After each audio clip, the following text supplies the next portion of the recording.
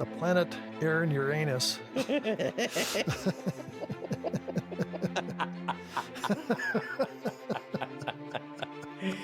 Wow, 2 Uranus jokes already. This is great.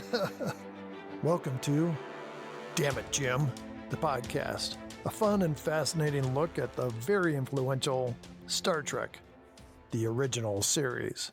My name is Dana Smith, and I'm proud to be your navigator on this journey. And with me, as always, our newly promoted Rear Admiral of Levity, my good friend, Dan Calzaretta. Good evening, Dan. Wow, promoted, Dana. That's awesome. Yeah, well, while you were gone, I listened to some of our old recordings and thought, yeah, you're due for a promotion. Oh, great. What does a rear admiral do? I mean, as opposed to a front admiral or a side admiral, you know what I mean? A rear admiral is the highest naval rank maintained during peacetime. Oh, A rear admiral generally commands a fleet of Navy ships, submarines, and air wings. wow. I like it. Yeah, Okay. Well, thank you for the promotion. I appreciate it. I've been waiting to get here. I think the rear admiral was the whole reason I started the ranks for you. So, Well, at least I'm not a butt admiral. That would be bad. yeah, I was going to change it to Uranus admiral, but Wow, that joke hasn't come up in a while. That is great. It's a bit of a throwback. So, Dan, you were in sunny Arizona last week, Yes, not doing the podcast. correct. Not even thinking about it. You're a Cubs fan, Yes. and you went down to see the Cubs in spring training. What's your prediction for the Cubs for this coming year, having seen them in spring training? I'm not sure spring training is a good barometer for the season. However, I think they could win their division by a game or two and probably not make it deep into the playoffs. That's my prediction. Wow. Here's one thing I will say, though, Dana. The beer is cheaper and the food is cheaper at spring training than it is at any major league ballpark. Wow. Yeah. Well, glad you made it back. I was missing this last week. Well, I'm glad that someone was. I had a great time in Arizona, though, and it was a nice break. And how are you doing? Good, real good. Kicking along. We've had like all the seasons here in the last 2 days here in Colorado. Yeah. Winter, spring, summer, fall, and winter again. Mm-hmm. Otherwise, everything's peachy keen. Good. Well, I'm glad to hear it. So, Dan, should we get to listener comments? Yeah, let's get to listener comments, Dana. Well, 2 weeks ago, we discussed whom gods destroy. Yeah. So, Edward Darlow said, you need me on your podcast to explain these episodes. He says, however, I drive 5 hours a week and you guys make the drive worthwhile. Just because you're wrong doesn't mean you aren't funny. That's awesome. That's one of the best comments we've had in a long time, Dana. We're often wrong about like a lot of things besides Star Trek. And I think our wives let us know that we're wrong too a lot. That's just a given. Yeah. So. They do it very nicely, though. Yeah. In a way that makes us think we're right. Makes us think that being wrong isn't so bad. Right. I mean, wrong. So. I mean, you're right. Correct. Yeah. So Ryan Whiteside said, this will always be one of my favorite episodes. How can everything around this be so bad and this one be so good? Okay. Then, because last week we played What Are Little Girls Made Of? Yeah. John Francisco said, this became my favorite episode once I was old enough to comprehend its existential nature. How could you possibly know your consciousness was transferred? The copy might be so good, it's just convinced it's you. That takes you a minute to absorb. Yeah. It's going to take me more than a minute. Yeah. Mm-hmm. And then Kip Page said the scene where Kirk is holding that stalactite should be titled, Nothing Suggested Here. Nope. That was one of my favorite episodes, I think, to review, Dana. Yeah, mine too. Dan, did you have any emails or phone messages you want to share? Yeah, both, Dana. So first off, we heard again from JD Lewis. He is back, Dana. Woohoo! Yeah, I was a little worried. I thought maybe JD had an accident or, decided he didn't like listening to us. I'm not really sure. But JD says about the episode Whom Gods Destroy. Fun fact, Jerry Soule, the first draft writer of this episode, really liked the rewrite of this episode. Also, he really disliked DC Fontana's rewrite of his previous episode, This Side of Paradise. Ah, well, no accounting for taste, I suppose. Great reactions in your podcast today. Can't wait for future podcasts. Awesome. Thanks, JD. Yeah. Thank you, JD. And then Olaf Olafsson also commented about Whom Gods Destroy. He said, just when you thought it couldn't get worse. Was Roddenberry mad at the network or something?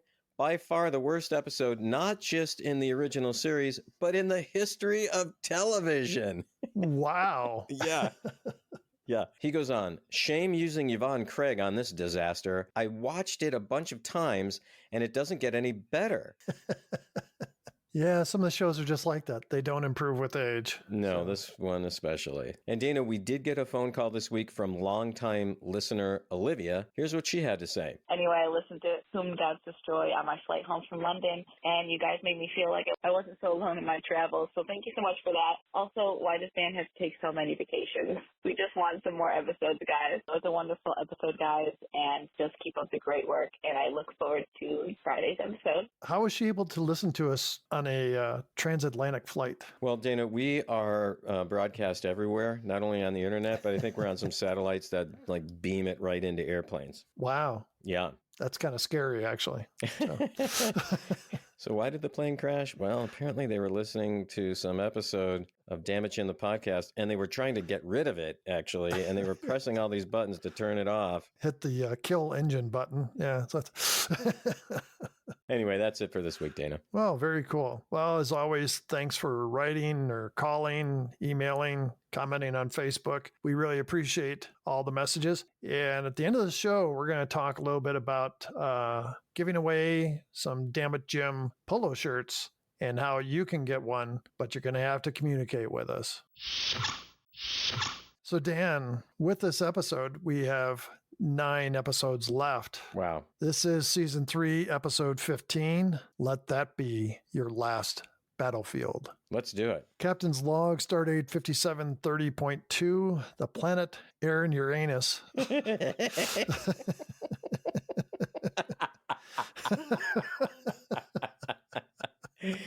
Wow. 2 Uranus jokes already. This is great. The planet Arianus is vital as a transfer point on regular space commercial lanes. They have lanes in space? Yeah, absolutely, Dana. They have lanes. Just like shipping lanes or airplane route lanes, bowling lanes. A toll lane. Do you think they do tolls in space? They should. Yeah, they really should. So we both grew up in Chicago. Remember all the toll roads they used to have in Chicago? Yeah, the ones they said they're going to take out after 5 years after they paid for the roads. And they're still there.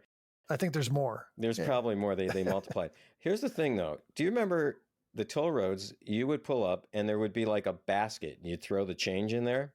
Yeah.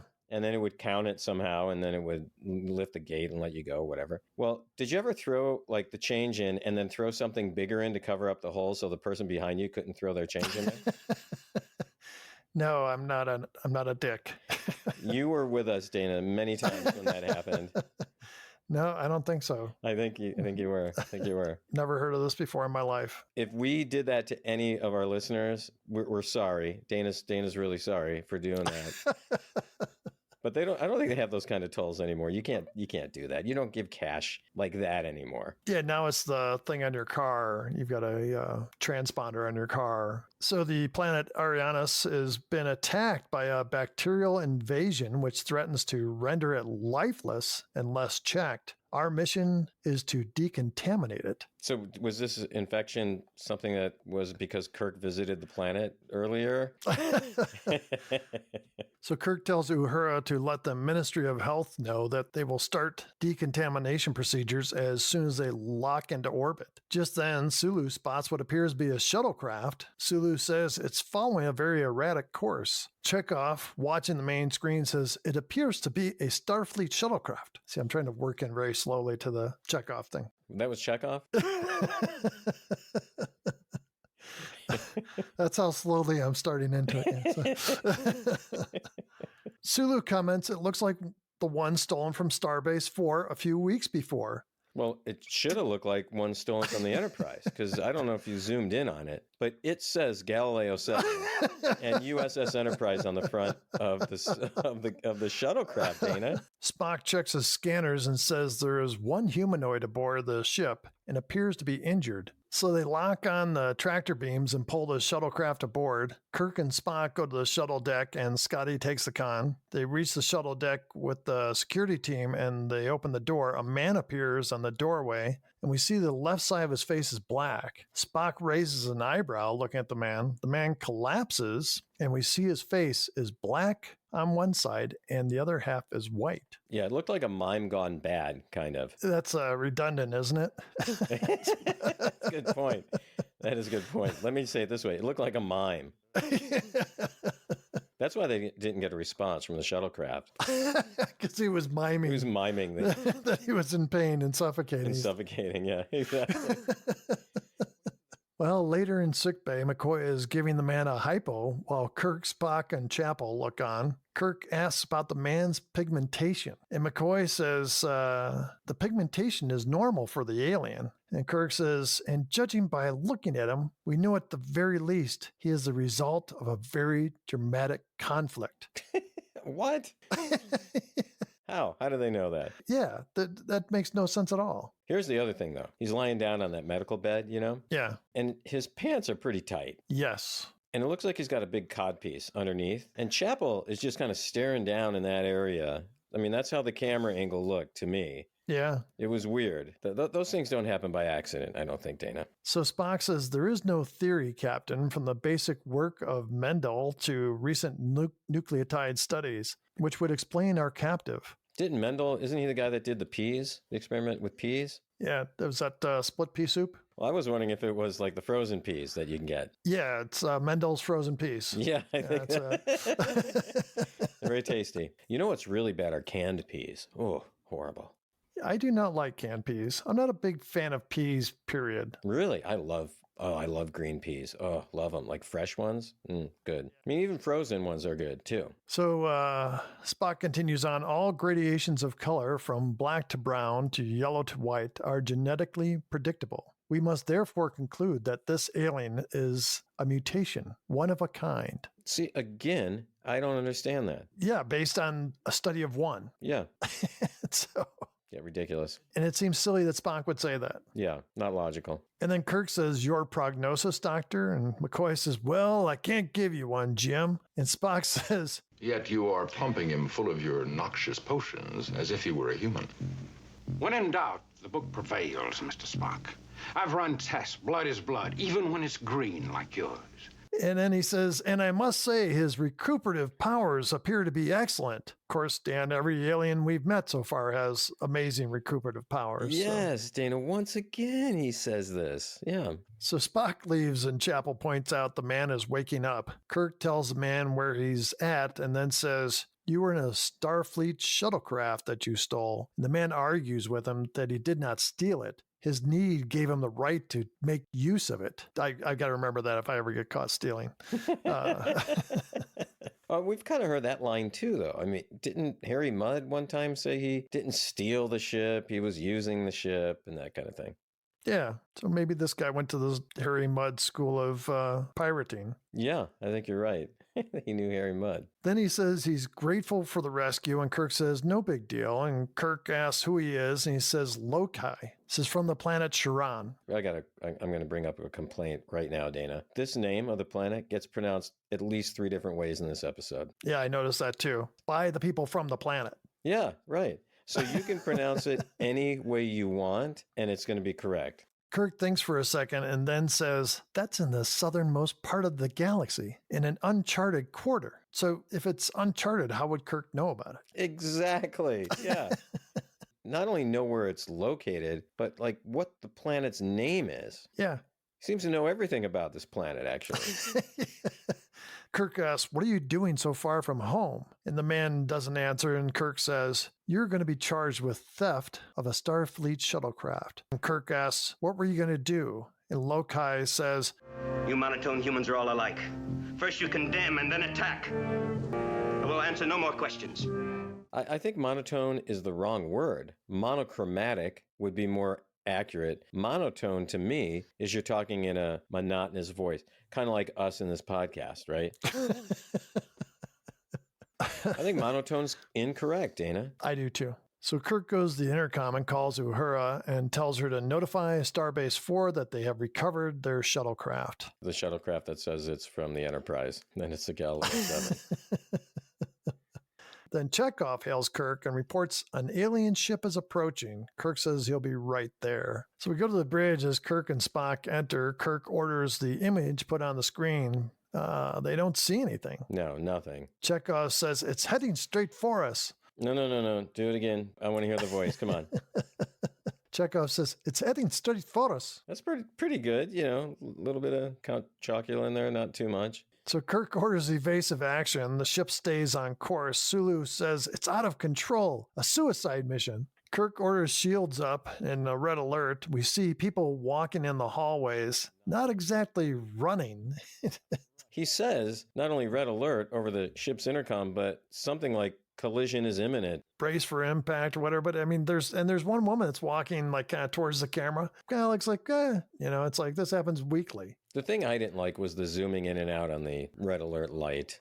God, yeah. So on the bridge, Sulu says, brace yourself for collision. And then they all wait and nothing happens. Spock reports the ship disintegrated. Then he reports it deposited an alien presence, hopefully in the toilet. Yeah, so it's Kirk asks where, and a voice answers, right here, Captain. Kirk turns and we see a man with the right side of his face black and the left side white. And the man says, I am Beale. He apologizes for his unorthodox arrival. And Kirk asks, what happened to your vehicle? And Beale says, it served me long and durably. Unfortunately, the strain of arduous pursuit has exceeded even its advanced qualities. And Kirk said, I know exactly what you're talking about because I've had that same problem, but it's a different kind of vehicle we're talking about. Kirk asks, what brings you to us? And Beale says he's looking for Lokai, who was convicted of treason but escaped. And Beale asks if he can see Lokai, and Kirk says he's in sickbay. So Spock, Kirk, and Beale head off to sickbay. Again, Kirk doesn't know what this guy's intentions are. Right. And yet he's like, oh, here, I'll take you to him. Why don't we, here, let me give you the manual of the ship. Let me show you how to, destroy things. Let me show you how to blow us all up, everything. So. And if he had a ship that was so advanced, how does he know he doesn't have some weaponry on him that's really advanced? Yeah. What if that lump in his pants is a weapon? Yeah, he's got the same kind of lumpage happening. Yeah. Mm-hmm. In sickbay, we see McCoy is checking Lokai. Kirk, Spock, Beale enter sickbay. Beale says, well, Lokai, it's a pleasure to see you again. This time I'm sure our joining will be more permanent. Lokai says, I will not return to Sharon with him, to the land of murdering oppressors. Lokai makes a grab at Beale. And you see how this killer repays you, as he repays all his benefactors. Benefactors? He's a liar. He raided our homes, tore us from our families, herded us together like cattle, and then sold us as slaves. They were savages, Captain. We took them into our hearts, our homes. We educated them. Yes, just education enough to serve the master race. And Kirk interrupts. He says, you obviously know each other, but this ship is not your battlefield. What Kirk should have said was, shut up, both of you. This has gone on too long. I get it. Oh, and we're early in the show, Dan. It's going to keep getting worse. I know, Dana. Here's one of the things about season 3, I think, is that we have these long speeches. Now, we had some in the other seasons, but it seems like this season, that is like one of the characteristics, these long, drawn-out speeches. And you're like, my God, shut up.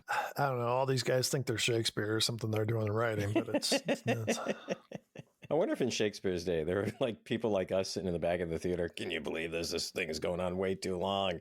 That guy should shut up already. Another soliloquy?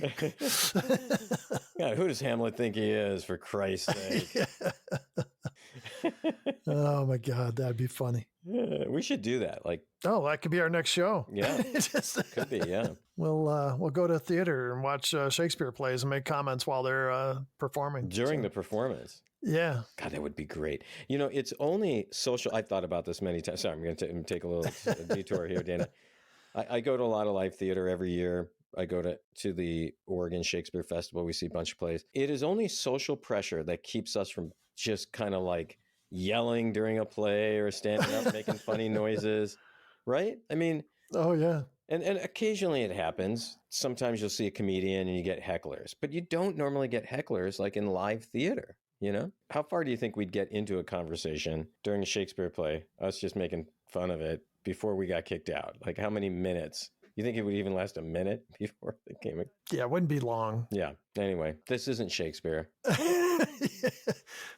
To say the very least. So Kirk tells these guys that they're not part of the Federation of Planets. There are no extradition agreements. Beale says, I hope you will be sensible. And Kirk says, I cannot take sides. Beale then insists that Kirk takes them to Sharon. And Kirk says, I offer you our hospitality as a visiting dignitary, but we have a mission to decontaminate the planet as millions of lives are at stake. Billions, maybe. Who knows? Billions. Yeah. Lot of lives. Lot, yeah. Whole mess. A shit ton, actually. And so Beale leaves. He's obviously not happy. Kirk turns back to Loki and says, and I would suggest you get a great deal of rest. Kirk goes to leave, and then he is hailed again. And Chekhov says over the intercom, the ship has gone off course. And Kirk says, get back on course. I love that line. And Chekhov reports the ship has taken a new heading all by itself. And so Kirk leaves. No, hold on a second. So Beale just walked out. Yeah. Just going to go start walking around the ship. He's a visiting dignitary, Dan. He got free reign. Yeah, but they don't really know. They don't know what the deal is. They're just going to let him wander, Dana. He could be the criminal, you know? I mean, yeah. Yeah. And by now, the ship has been taken over so many times, you'd think they would catch on. Like, hey, maybe we should have somebody with this guy. On the bridge, Kirk asks if they've located the malfunction. And Sulu says the ship is unresponsible. Responsible. It's not responsible. This ship is not responsible at all for where it's going, Dana. Stop trying to blame the ship, Dana. Criminy. I should start drinking. I tell you. We're both unresponsible for anything that gets said on this podcast. So Sulu says the ship is unresponsive. I have no control. And Spock says he's investigating the cause. Chekhov reports they're now at warp 8 and heading straight for the coal sack. Okay, Dana, when he said that, I swore to God he said we're heading straight for the ball sack. And I had to go listen to it a couple times. I was like, oh, coal sack. Okay. I thought you were talking about the author. I was, the ball sack, the author, just to make that clear to everyone. Scotty comes on the bridge and Kirk tells the crew the ship is off course and out of control. But otherwise, no reason to panic. Why did he say that? Yeah, it's like, hey, nothing to worry about here.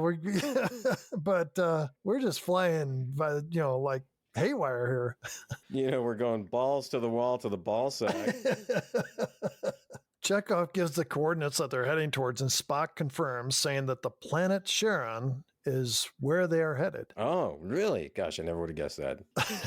Just then, Beale enters the bridge. And he says, we are on the way to Charon. And he walks towards Kirk and he says, for 50,000 of your terrestrial years, I have been pursuing Loki through the galaxy. I have not traveled this far, this long, only to give him up. Wait, hold on. Sorry. I'm sorry to interrupt, Dana.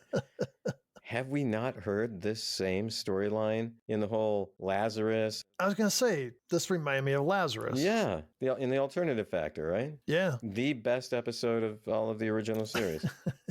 Maybe this is the alternative to the alternative factor. I don't know. Yeah, maybe. Scotty reports they are now at warp 10 and the speed is increasing. Wow. I thought warp 10 was as fast as they could go. I thought usually Scotty's shitting his pants when it comes to warp 9. Oh, he is. So, He doesn't even get near warp 8, Dana. Loki enters the bridge and Spock reports they are definitely heading to Charon. Beale calls him, you evil mound of filth. Yeah. Wow. Gotta remember to use that in a fight sometime. Just use it at work. Use it at work sometime. Yeah, that's a good one. That's a good one. Use that one in every day. Okay, listeners, we want you to use You're an Evil Mound of Filth somewhere in daily conversation with somebody. Preferably you record it without them knowing, and then you send that to us. Yeah, we will definitely send you a shirt for that. Oh, we would definitely send a shirt, yeah. And Beale says, we're going to Sharon. And Kirk orders security to take them to the brig. And when the guards try to grab them, they're repulsed by like a electric charge. So Kirk orders phasers on stun. The guards fire but have no effect. And Kirk says, the ship is going to Arianas. And Beale says, You are being obtuse, Captain. I am permitting no choice. My will now controls this, and nothing can break it. Beale, I am captain of the ship, and it will follow whatever course I set for it, or I will order its destruction. Wow, like just goes right to the destruction of the ship. well, it's an hour-long show, Dan. They don't have that much time. Beale says, you can no more destroy the ship than I can change color. And Kirk orders Uhura to tie the bridge into the master computer. And Kirk says, prepare to verify destruct code 1. So the computer's work starts sounding like an old Addy machine. It's like... Yeah, it's...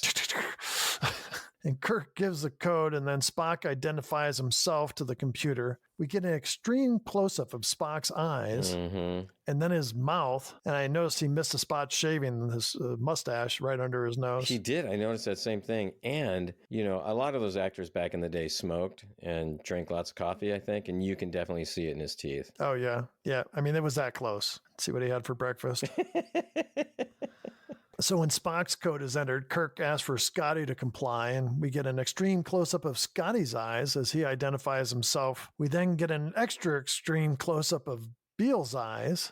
Yeah. Then we get an extreme close-up of Kirk's eyes. The camera moves in on Chekhov's face as he looks nervous, then Sulu. Kirk watches Beale. Computer says, waiting, 30 seconds, countdown for destruct sequence. Kirk asks if they have changed course yet. And Spock says, we're still on course for Sharon. Kirk orders the final destruct sequence. Kirk says, you cannot stop the computer. From 5 to 0, no command in the universe can prevent the computer from fulfilling its destruct orders. The computer starts counting down 10, 9, 8. We see the faces of the bridge crew with each passing moment. Beale finally says, I agree. And Kirk orders the computer to stop self-destruct. The one thing I did like about this scene is when they did the close-up on the eyes and they were moving quickly from one character to the next. It totally reminds me of the final shootout scene in The Good, the Bad, and the Ugly. And that came out in 1967. It had to be intentional, Dana. This had to be like an homage, don't you think? Yeah, it doesn't work.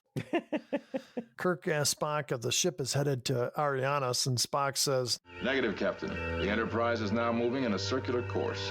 And at warp 10, we're going nowhere mighty fast. Leave it to Scotty, man. yeah.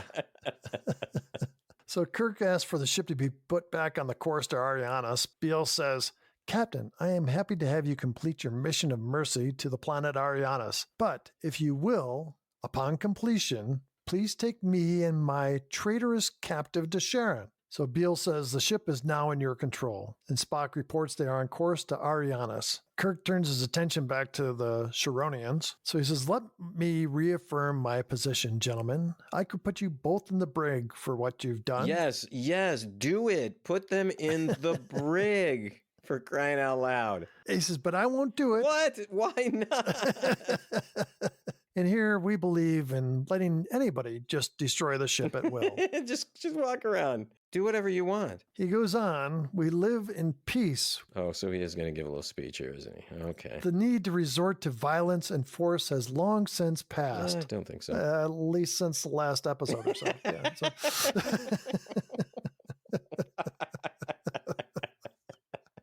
And it will not be tolerated aboard this ship. It says, you're free to move about the ship. What is he doing? What's he doing, Dana? Loki comes around and says, after Arianas, what justice then? And then he storms off. And Spock says, 2 irrevocably hostile humanoids. Disgusting is what I call them. That description is not scientifically accurate. Mr. Spock, the word disgusting describes exactly what I feel about those two. So the next thing we see is Beale and Kirk having a drink together, and Spock is there. There's like 4 bottles of booze on the table, Yeah. and there's a couple more behind Spock. Yeah. Beale says it makes sense that they've put the matter in Starfleet's hands. Then Kirk is hailed by Uhura, who reports that Starfleet has reviewed the situation, and the commissioner will be allowed to retain his prisoner after the trial, and Beale is the commissioner. But, that didn't make any sense to me. So the message, Dana, says that Beale can't take Lokai without a hearing. Yep.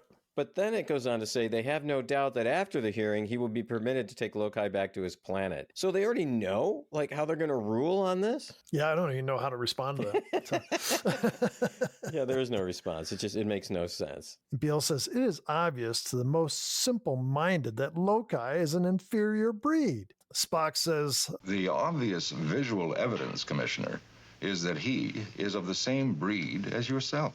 Are you blind, Commander Spock? Look at me. Look at me. I am black on the right side.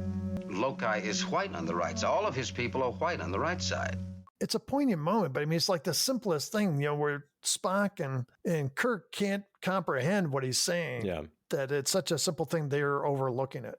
And it does point out the ridiculousness of really all racism. Exactly. So Spock relates a story about how Vulcan used to be on the verge of destruction. Well, now Spock's going to go on a speech. Oh, my God. I'm sure that Nimoy went to the writer and went, hey, I've counted my lines and I don't have nearly as many as I should. Right. Only the discipline of logic saved my planet from extinction. But it couldn't save this episode. So Kirk goes to the intercom and Scotty reports they've reached Arianis, and Kirk tells him to start the decontamination procedures. On the bridge, Scotty is in the command chair. Scotty basically says they're going to spray the planet like they're spraying DDT to kill the insects. Were there like any little kid, ships chasing the Enterprise? They were spraying the planet.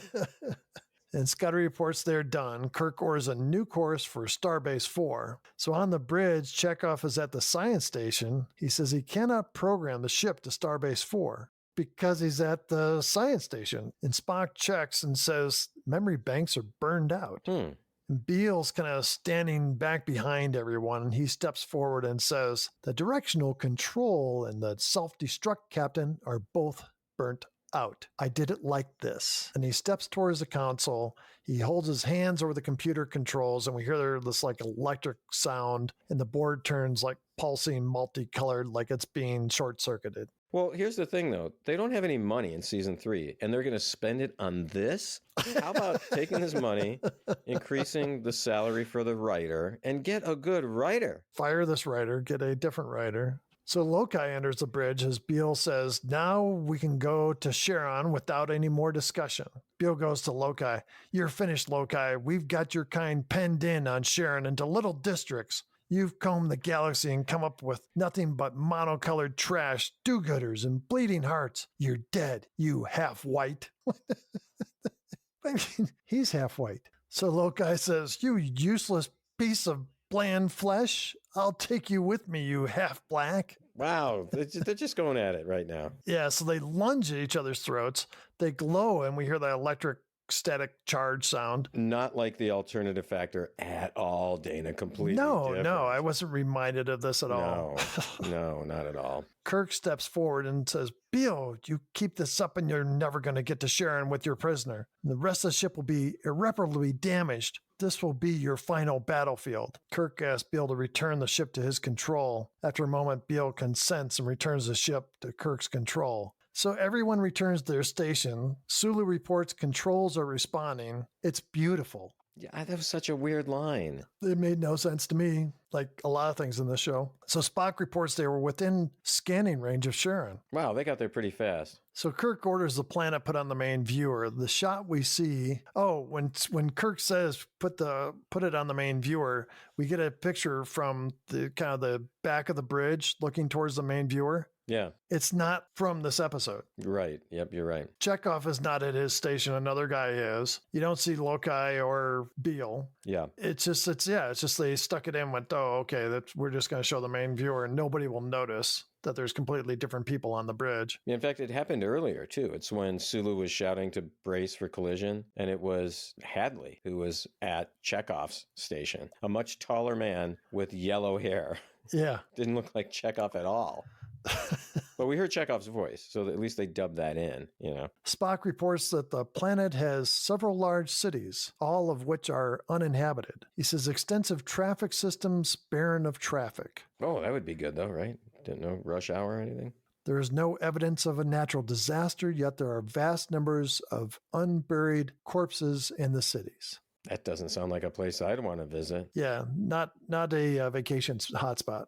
No, it might be hot, but it's not a vacation spot. So the image on the screen, the planet is kind of dark, except for some areas that appear to be burning. And Beale is like stunned. He says, "My people all dead?" And Spock says, "Yes, Commissioner, all of them." Yeah, you dumb fuck. All of them. And Lokai says, "No one is alive?" As in they're all dead? And Spock says, "Yeah, what part of they're all dead don't you understand?" Here, Beale, here's my phaser. Go ahead and kill him. He's too stupid.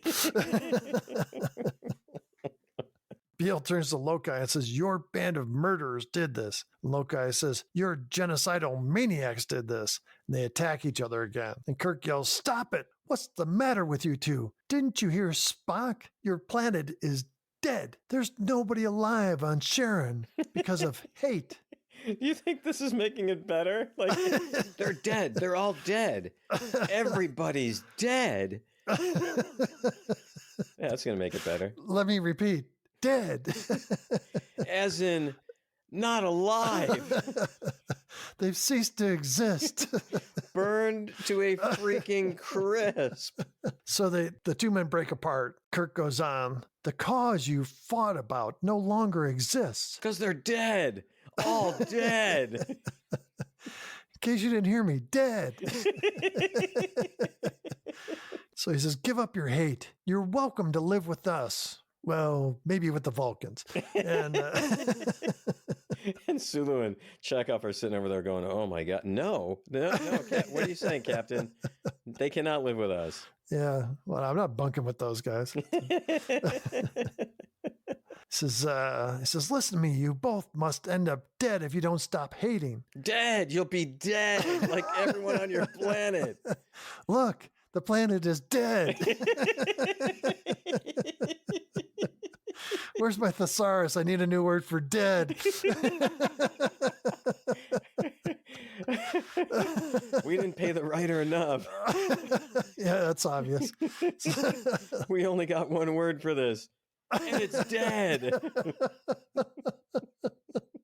So Lokai says, "You're an idealistic dreamer," and Lokai runs off the bridge. And Kirk pleads, "The chase is finished." And Beale says, "He must not escape me." And Spock says, "Where can he go?" And Beale jumps on the turbo lift. So next we see Lokai running through the ship, and we cut to Beale in the turbo lift. We see an image of burning buildings kind of cast over him. He stops the turbo lift and runs out and plows into a blue shirt, knocking him down. I think that guy has played a stunt person for Spock in the past. I think so too. Kind of had a Frankenstein head. Yep, exactly. I think it was that guy. Yeah. Spock reports he has located them on the ship's sensors. They are on deck 3 chasing each other. And so we cut back to them. They look tired. We continue to see the burning images over them as they run. Sorry, Dana. They're running in the halls. They're looking like exhausted, like they just started running. I mean, these guys, I thought they're supposed to be in like peak shape. They're the most amazing specimens of aliens that McCoy had ever seen. And yet they can't run like, 100 yards.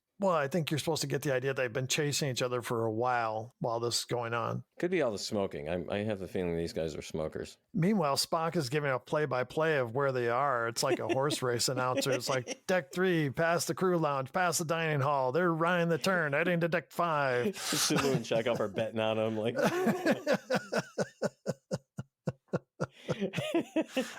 Uhura's like, "I want some of that action." It's like, so Lokai runs into the transporter room and sets the controls, and he jumps on the transporter pad. I mean, it must be one of the things they teach you when you come on board the ship. Okay, in case you need to get off, here's how I operate the transporter. You should have it in case an officer's not here to transport you wherever you want to go, right? Even if we don't want you to get off the ship. Here's how to operate it. Yeah. Once again, right? Yeah, just that should have been one of our counts, Dana. Anyone can operate the transporter. So on the bridge, Uhura reports that someone is using the transporter. Really? No. I wonder who. And Spock reports that Lokai is beamed down to the planet. And Kirk says there's no one there to judge him. Because they're dead. They're all dead. Hey, Spock, did you know they're dead?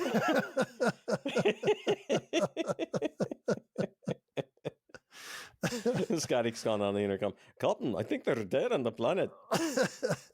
All dead, Captain. Uhura reports another person in the transporter room, and then Spock says Beale has been down to the planet's surface. Why not just send a security team to the transporter room? As soon as you had aliens on the ship, I would send somebody to the transporter room. I would have somebody in the transporter room 24/7. Yeah. Because it's the simplest part of the ship to run. Maybe, Dana, here's an idea. Have a freaking lock on the door. How about that? There's a thought, yeah.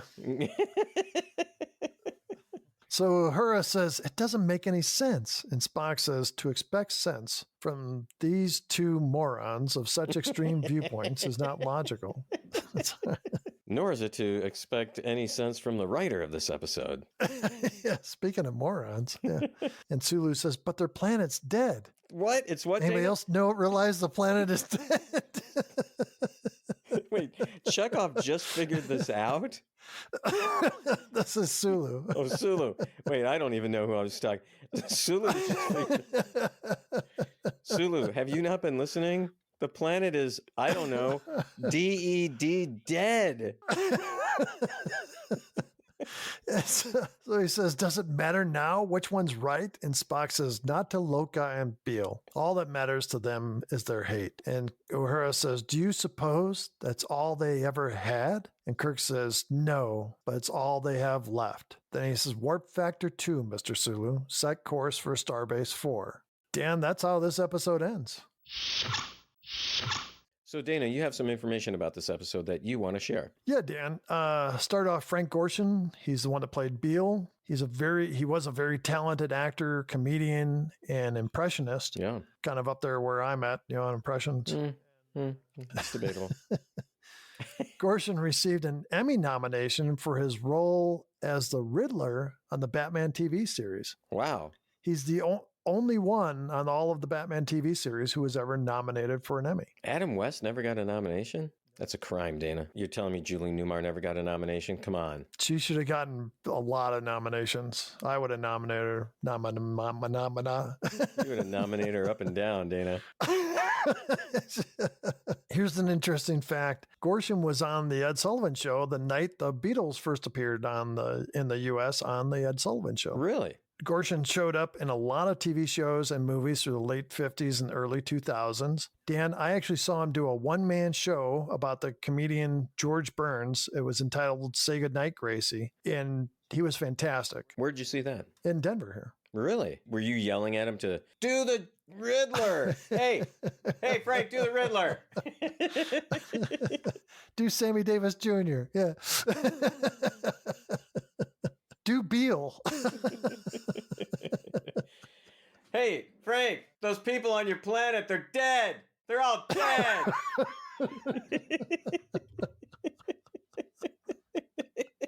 So Gorshin was a heavy smoker for most of his life. Actually, when people went to see him at comedy shows, people were warned that if they didn't like smoking, to not attend the show because he basically chain smoked through his comedy shows. Adam West said that he could suck a cigarette down to ash in under a minute. Wow. Shouldn't be as a surprise, but he died at age 72 from emphysema and lung cancer. That's a horrible way to go, Dana. But you know what? He was great in this episode, Dana. I really liked him in this episode. Oh, yeah.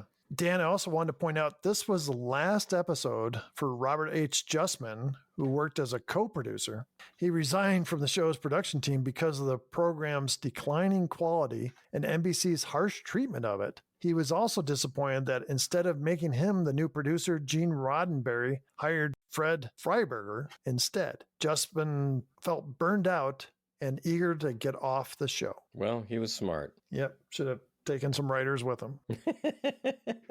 Dan, do you have anything you want to share about this episode? Yeah, I want to talk about that running scene that went on and on and on. I mean, it was very long, right, Dana? To the point where when I was watching it, I was like, my God, this is really going on much longer than it even needs to. Well, according to producer Fred Freiberger, the guy you were just talking about, the show ran a little short in time. So they had to add some time to it. And that's why they made this chase scene go on for what seemed like forever. He thought it was a creative solution, Dana. Yeah. They should have kept the other guy and fired this guy.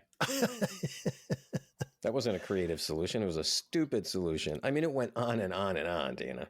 Yeah, no, it did go on. And some of the speeches went on and on, too. I mean, let's do a little thought experiment here. If they would have cut those speeches down to something that would have been listenable, like not, maybe a little long, but not over the top. And if they would have cut this running scene down, the show would have been about 23 minutes long. They had a lot of filler for this one, Dana. A lot of filler.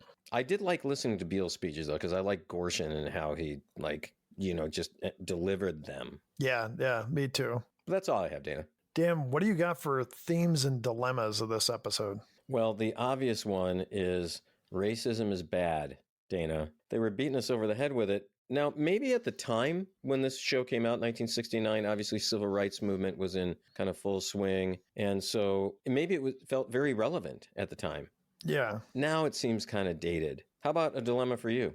To me, I kept thinking, what is the limit to prejudice? We've seen people are willing to kill, but it's maybe this sounds simple, Dan, but there has to be an end to hate. There has to be something where, you decide that, what am I really gaining from this? And this show points out very dramatically, very heavy, how racism is stupid. Dana, what was a best part of this episode for you? The ending, and not because what you think, but where they find out the planet is wiped out and they still go on fighting. How about you? Do you have a best one for us, Dan? Frank Gorshin's portrayal of Beale, except for the running sequence, I like how he was just under control enough, but you could tell he could go like nuts at any moment. Like he was just ready to explode. And Frank Gorshin was really able to play that well. How about another best part for you, Dana? Spock's comment to McCoy about pumping loci with noxious chemicals or whatever. It was just perfect. Do you have another best part, Dan?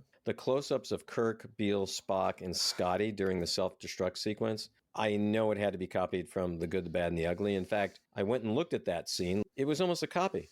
I mean, Star Trek almost copied that shot for shot.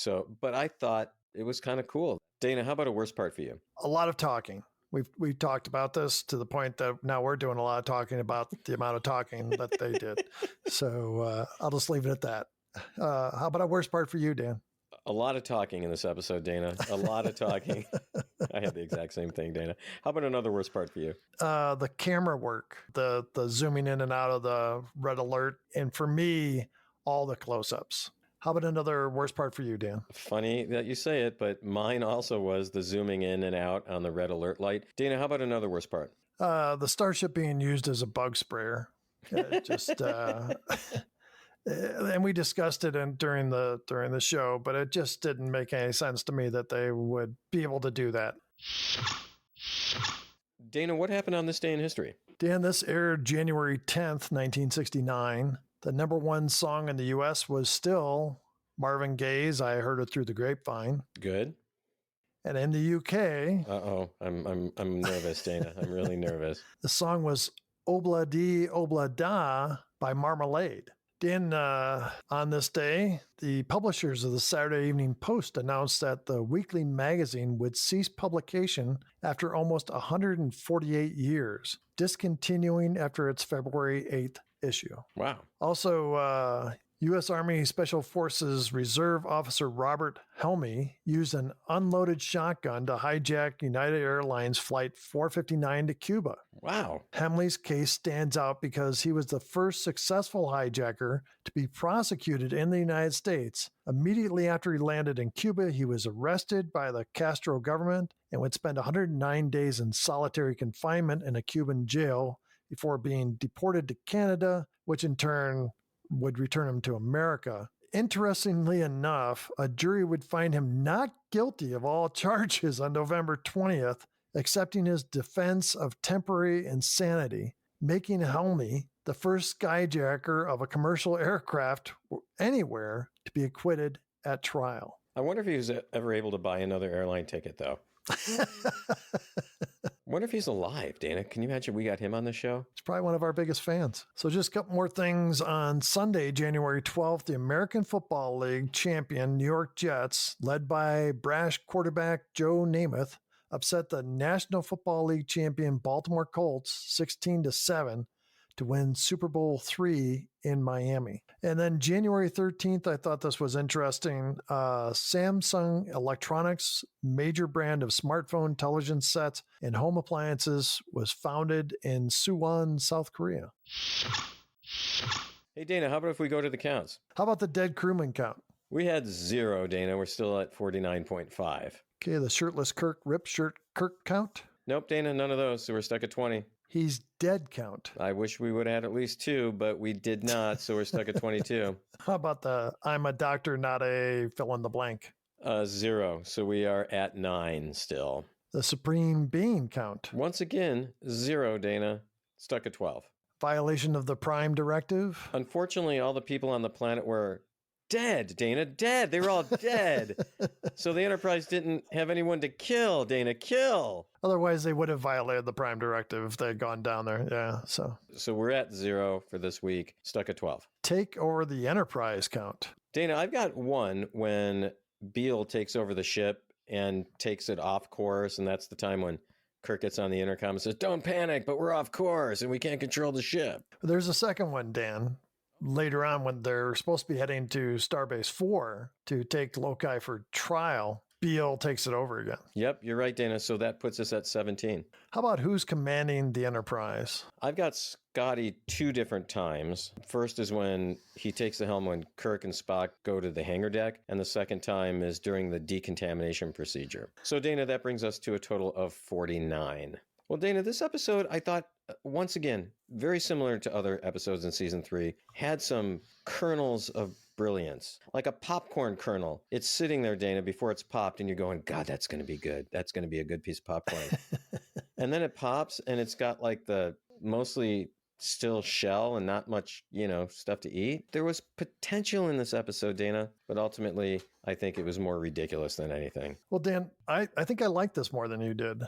I know it's heavy-handed, and, we poked fun at it in spots, but I think for the day it was probably considered very bold. Looking back on this, it's not a great episode, but, looking at what we've been dealing with in season 3, maybe this is just reaching for something to stand out. It's like a gem shining through on a pile of rocks. There's something about this episode that just kind of grabs me. Dana, I still had a great time talking about this episode, and I can't wait for next week. What do we got coming up next week? Dan, next week, it's the Mark of Gideon. Also, before we go, we have some Damnit Jim podcast polo shirts. They're beautiful, by the way. So this is what we need you to do. If you want a Damnit Jim, the podcast polo shirt, we want you to call in and leave a message. It has to actually pertain to the show, your message. Or to the podcast. I mean, you could talk about us if you want. Yeah, if you're that desperate. And and also at the end, leave us your address and name so we can send it to you. Now, the message has to be good enough for us to play, though, right, Dana? It can't be just, I'm calling in for a polo shirt. Yep, and you can reach the Damnit Jim Hotline at 509-676-6298. That number is also in the show notes, Dana. Dan, I had a great time talking about this. Like I said earlier, missed talking about Star Trek when you were gone for a week, but it's good to be back on track. Thanks again to everybody who sent us messages, whether Facebook or email or through YouTube. And of course, always appreciate the phone calls. Until we meet again, live long and prosper. Thanks once again for listening to Damnit Jim, the podcast. We'd love to hear from you. Please send us an email at damnitjimpodcast@gmail.com or join the discussion on YouTube, Facebook, Instagram, or X. You can also call the Damnit Jim Hotline at 509-676-6298. Enjoy the rest of your week, and as always, remember to live long and prosper.